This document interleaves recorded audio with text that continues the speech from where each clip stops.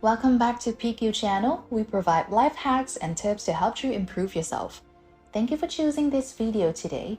By doing that, I am sure that you are ready to make changing in your life. Today, you are going to learn about practical tools for optimizing your morning routine.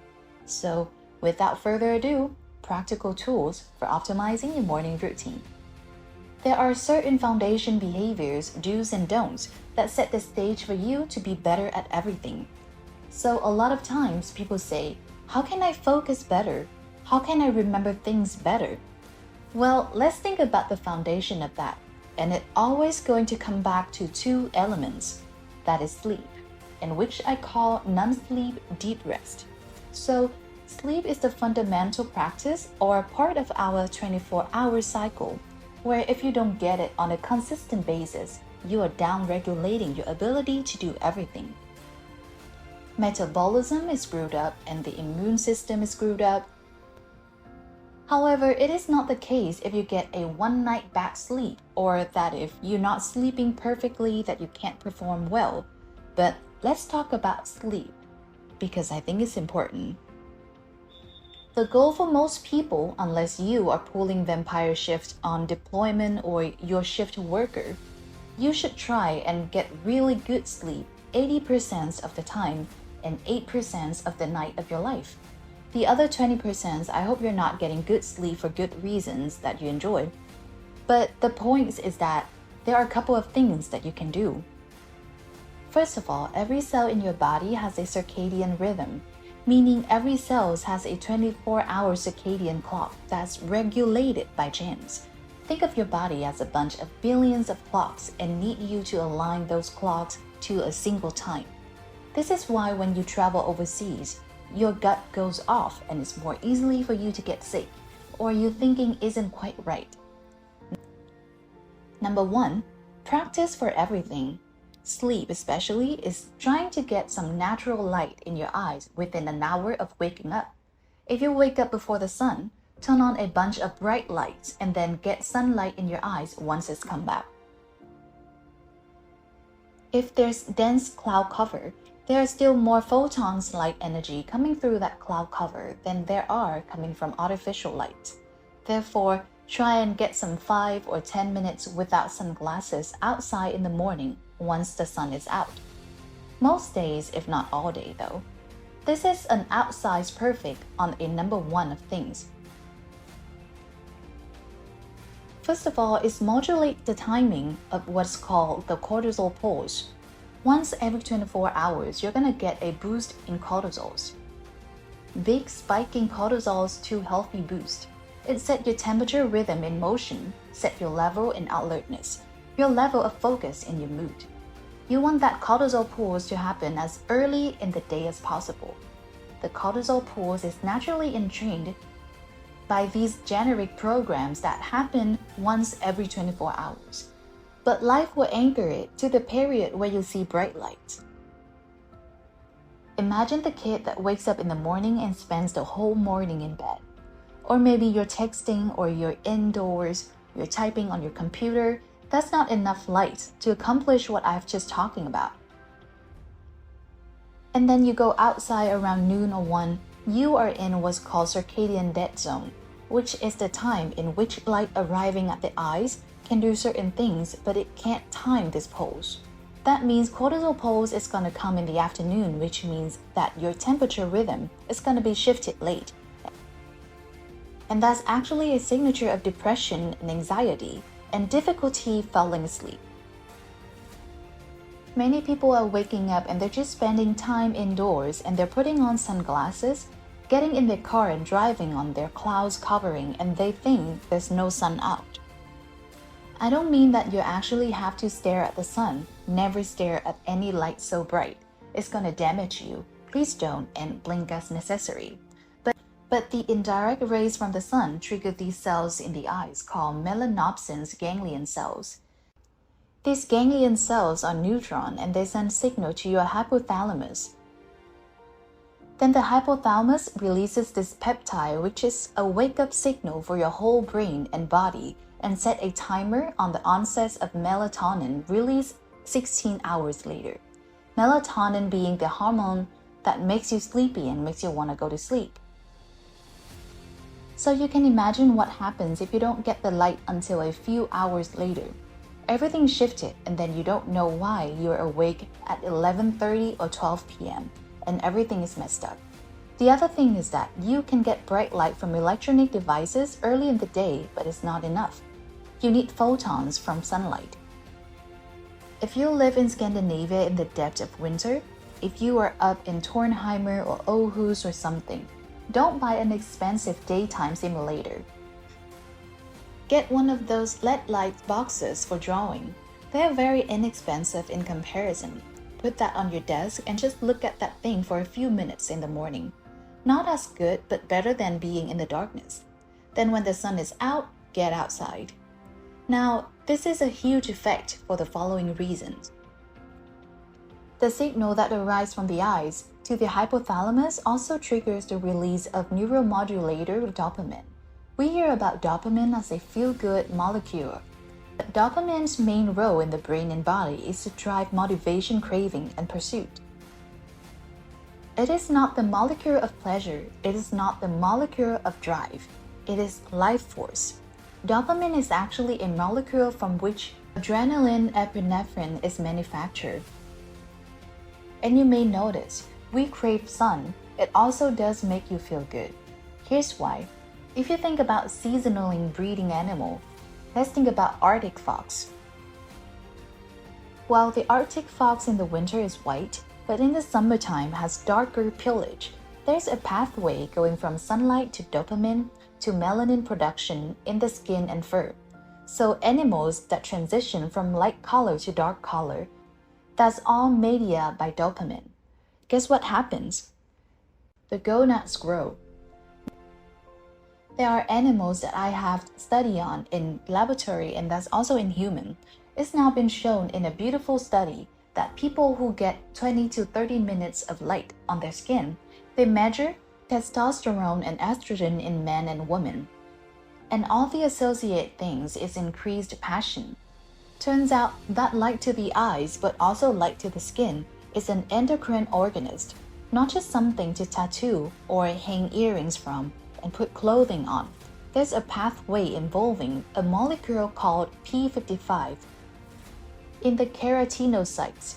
When the sunlight, it can penetrate the skin superficially, triggers these keratinocytes to stimulate a pathway that releases dopamine in the brain and body. So you feel better when you're getting light in your eyes and on your skin. And you are increasing testosterone and epinephrine, and dopamine increase. That's why you feel good in the summer month. People in Scandinavia know this. This is kind of spring fever. In the winter months, you want to go through every bit of effort to double or triple the amount of time that you're spending outside in the morning. So instead of 10 minutes, make it 30 minutes. We are familiar with getting sleepy and falling asleep. That's the parasympathetic nervous system taking over. The longer we'll wake up, the longer the buildup of something called adenosines in the brain and body. And adenosines turns on the parasympathetic nervous system, suppresses the sympathetic nervous system. When we sleep, adenosines is pushed back down. What is caffeine? Caffeine effectively, through some chemical steps, block the effects of adenosines. So if you wake up in the morning and you did not sleep quite as much as you would have liked, that means you are sleepy. That means you still have a buildup of adenosines in your system. Let's say you immediately reach for caffeine. You subspread the action of that adenosines and you will be more alert. And guess what happened then? The caffeine wears off and the adenosines binds in the receptors with greater affinity, and you have your afternoon crash. So a practice that is very useful for people is to delay the intake of caffeine by 60 to 90 minutes of waking up. Allow the adenosines to be cleared out. Because it's not just cleared out in sleep, it's also cleared out in those sleepy states of early morning. The other thing that is cleared out, exercise. So when you get up in the morning, you're kind of sleepy, but you hydrate and trained, you clear out the adenosines. For people that have an afternoon crash, This can have a tremendous benefits of, and maybe start a pushing it out 15 minutes per day. Mostly everyone that does this says, "Oh my goodness, I did not understand why in the afternoon I'm crashing so hard." If you naturally wake up time without an alarm, that means that your temperature is starting to rise at that time. That's why you wake up. That temperature increase triggers the cortisol release. And that's why some people wake up right before their alarm clock. It's cortisol pulse. So 2 hours before that is what we call temperature minimum. Is when your temperature is lowest that is ever gonna be in the 24-hour cycle. So the way it works is you wake up because of an increased core body temperature triggers that increase in cortisols. And by viewing light at the time, you ensure that it happens at the same time of the day. The clocks of your body is matched to this cortisol pulse. So viewing bright light in the morning anchor it through circuits that involve cells in the eye and cells in the hypothalamus, which then talk to the rest of the cells of the body through a signal, a peptide that release. Make sure that the temperature start rising goes up, and sometime around 2 or 3 in the afternoon, you're gonna heat your temperature maximum. You might feel a little sleepy at the time, but that's actually the time in which all your body systems are kind of revving at the maximum capacity, and then it's gonna start to drop. Eventually, will be a full 1 to 3 degrees below your temperature maximum. And that's why you're gonna get sleepy and fall asleep.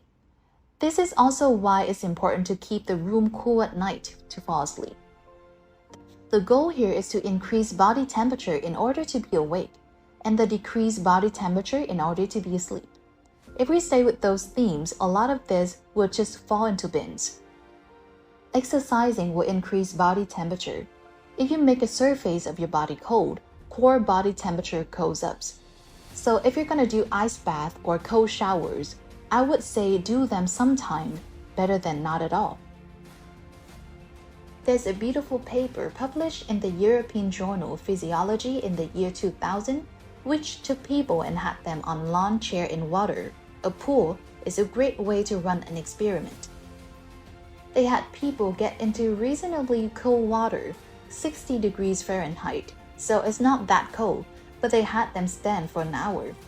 Or they have had people get into very cold water, like 40 degrees for just 20 seconds. Now here's what really interesting, that shock that you refer to as adrenaline, also called epinephrine. And it is released from adrenals, but also from a site in the brain called locus coeruleus, a little area of the brain stem. Then sprinkle the rest of the brain with epinephrine and wakes up the rest of the brain. So that shock occurs in the brain, in the body, and actually the stuff in the body doesn't cross the blood-brain barrier. So you are a two-part system, then those two systems are aligned. It's beautiful. When those two systems are out of alignment, that's not so good. So you get into cold water that is shocked for the first 30 seconds. For most people who are untrained, your forebrain, which is controlling decision making, is basically suppressed in its activity and other areas are ramped up. So just know that exact panic. Then what happens is you get out of the cold, whether it is a longer period of 60 degrees or a short period 20 seconds at 45 degrees or something. There's a long arc release of dopamine and epinephrine. That's what's shown in the study in humans.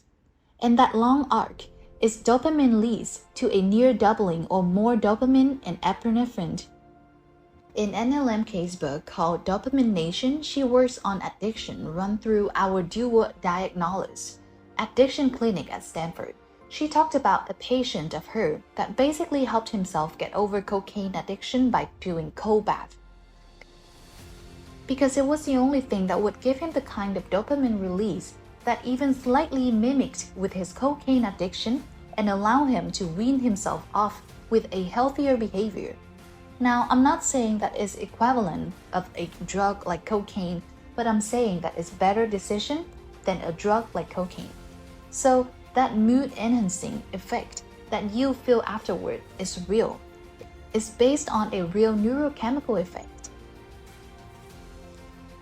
And that dopamine and epinephrine will combine with a temperature increase from cortisol plus light plus exercise, all things that increase core body temperature. Now you have got increased core body temperature, you created a dopamine release epinephrine. You have created a summer month inside your body. If you live in San Diego or Los Angeles or Arizona and it's summer, you stay indoor and you are on your phone and you're not doing any movement until afternoon, which is fine. Exercise in the afternoon. I realize there's some important benefits of that, and you're laying in bed, or you're just walking around the kitchen and put on sunglasses and driving to work. You are creating a Colorado winter inside of your body despite the fact that the sun is out. So if you're wondering why you're slightly depressed, your metabolism is lower. Your testosterone output is slightly lower than maybe you would like it to be. There could be other reasons too, of course. But again, we're talking about modulators. You are setting an internal milieu through things that increase core body temperature, dopamine, epinephrine. And that should be done relatively early in the day. So, we have wrapped up the end of our video today. Thank you for following me till the end of this topic. If you enjoyed this video, don't hesitate to subscribe PeakYou channel for more. I'll see you in our next video. Goodbye!